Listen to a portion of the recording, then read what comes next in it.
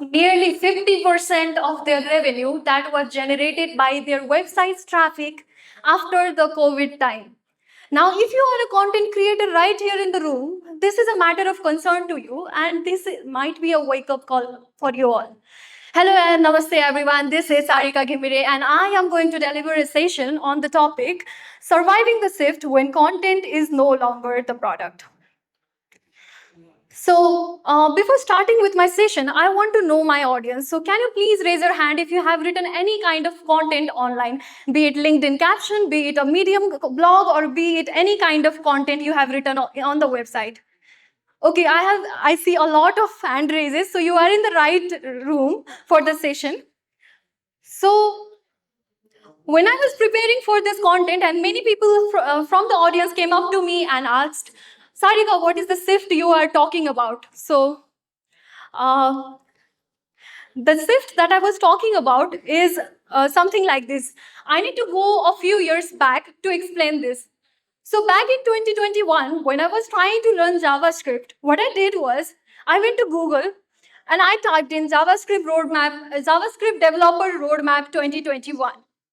And I found a lot of websites, a lot of videos from where I learned JavaScript. But interestingly, fast forward to 2-3 months back in 2025, I needed to learn Python for one particular project. Now, I did not go to Google and searched Python Developer Roadmap 2025. Hey GPT. So I have learned JavaScript. I am a fourth year computer science student and I need to learn Python for this one particular project. So what concepts do I learn? I learned it from GPT. So what I'm trying to say from this slide is that the behavioral change, there is a behavioral change in the user.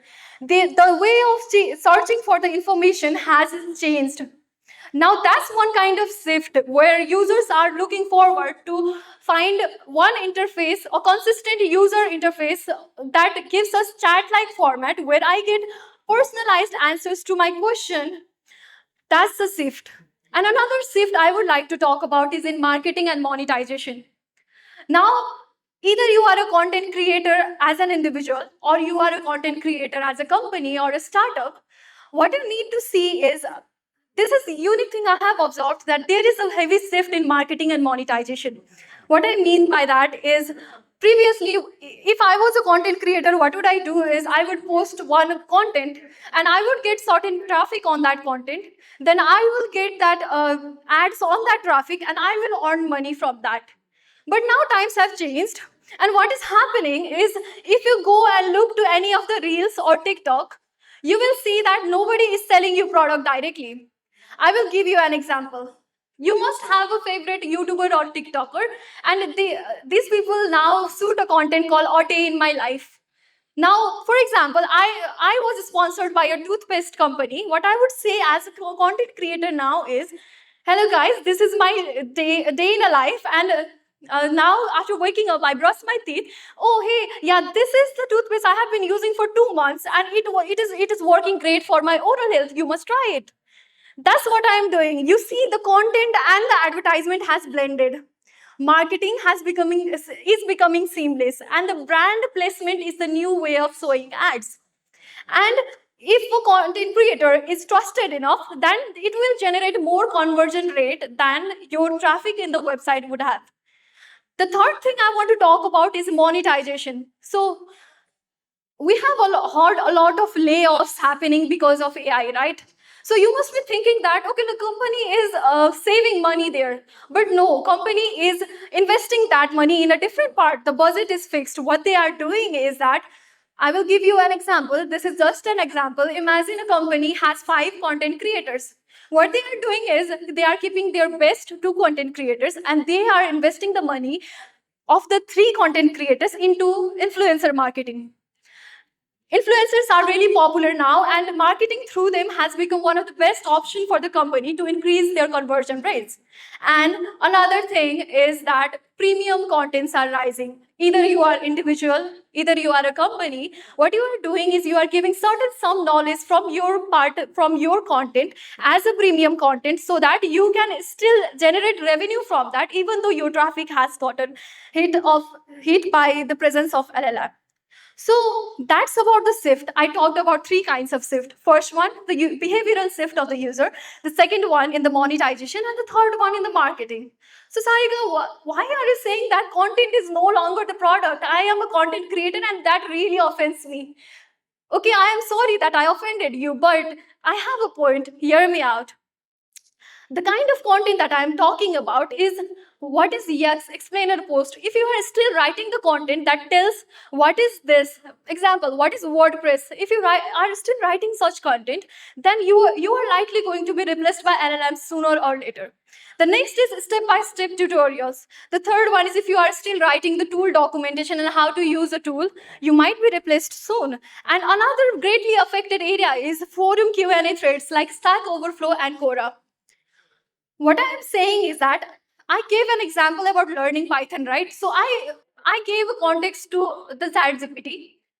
And even if you write a very good content on a step-by-step tutorial to how to set up Python in your laptop or how to run a code in your Python, it will be generalized content and it will not be very specific and personalized to a user, but AI will do that very well than you ever would. So if you are creating any of this kind of content, it is high time that you need to either pivot your content or pivot your style. What I mean by this is, here is an example. Instead of writing how to become a WordPress developer in 2025, what you can do is, I learned WordPress within 30 days and these are the mistakes I have made. You can title that and it will heavily impact how your impression and traffic is being collected in a website. And another thing that you can do is, when there is a lot of noise in the world of content, you can pick the topic which already does not have a lot of noise in it, and you can move forward with those topics as a content creator. So these are the three logos that I want to show you. And if you are somebody who is from tech, and if you are somebody who is likely from Nepal and South Asian region, then you know these three companies as a tech student. You have visited Programmis, you might have visited W3 schools, you might have visited Gigs for Gigs. Now you would think, okay, these three companies have been entirely basing off their revenue and entire revenue model based on their content. How are they strategizing around those three shifts that I am talking about? So what I have seen is, when I researched about it, these three companies have also changed their strategies. And how, you would ask me? It introduced Programmis Pro 3 years back, anticipating the change by LLM that is happening now.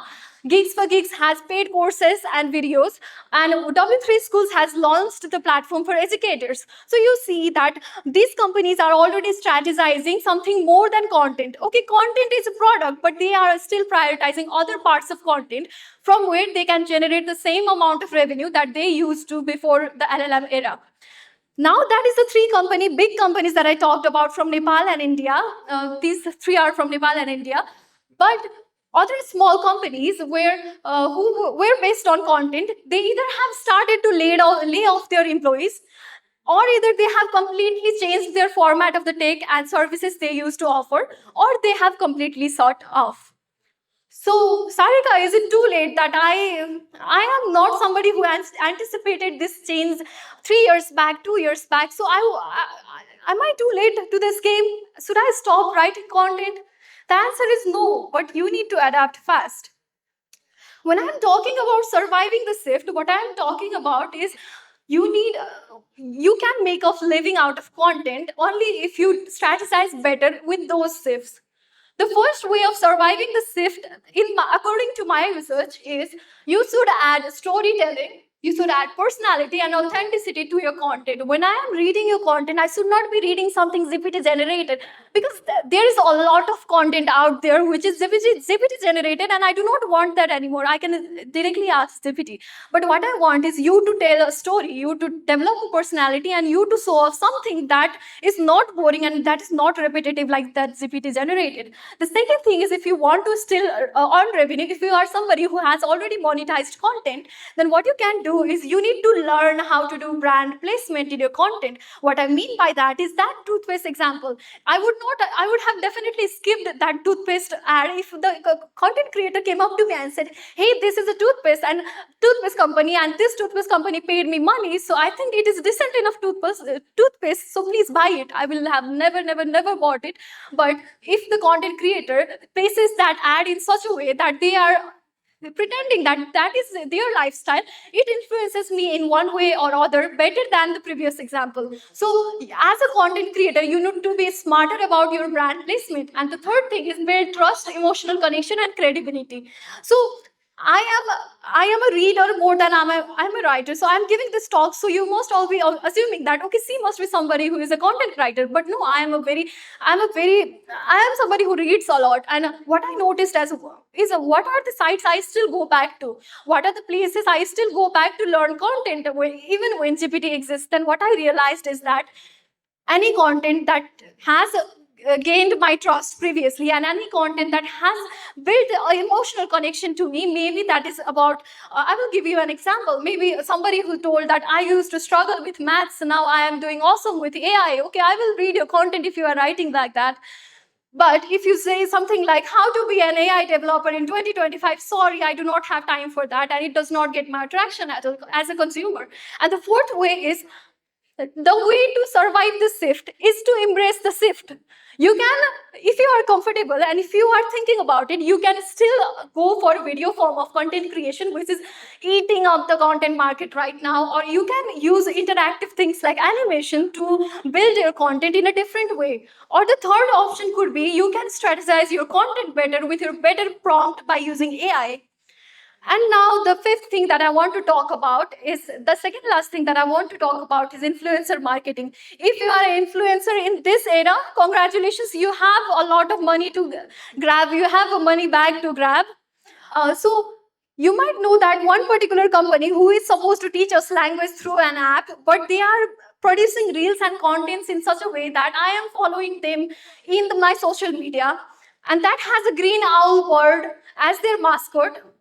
When they were supposed to teach me language, that's because I am following them, not because I want to learn new language. I do not have interest in linguistics, but they are using and integrating entertainment in their content and in their product in a very seamless way that attracts me as a consumer, as a modern day consumer. And the last thing that I want to talk about, this is, I guess, the most important part of my talk, that I am going to give to you if you are a content creator. If you are a content creator, back in the days, the only job of content creator was to create content, write a script, or maybe the maximum job a content creator had to do was go and speak about your content. But now, as a content creator, you need to learn the power of negotiation. You need to learn the power of marketing skills because you are directly dealing with these brands to make a deal, to make direct deals. And back in the days, you do not have to make the direct deals as a content creator. So that is going to be an asset to you, to your skills. So before I end my talk, I want to tell you a few things. And the first thing is this: if your content can be replaced by LLMs, it will be replaced by LLMs. But don't compete with AI in what it is best at. For example, recalling, summarizing, and somebody's noting to somebody's content and giving broad answers. AI does that already, and that is not the place where you should be competing as a content creator. But you need to compete with it in the worst place where AI performs the worst. That is giving real world nuances, giving your experience, giving your personal judgments and opinion. That's where you will shine as a content creator in the era of LLMs. And this is something that one of the CEO of a top content creating platform in the world told me, and I felt, oh, this is real. So I am going to read it out. Yes, it's anxious time in history and brutal out there for tech individuals, startups, and companies, but we need to stick around. We should not freeze around because of AI, but keep going. Revelations like these bring new opportunities, and I completely believe into that. So thank you, everyone. That's my time, and I hope you create the content like me.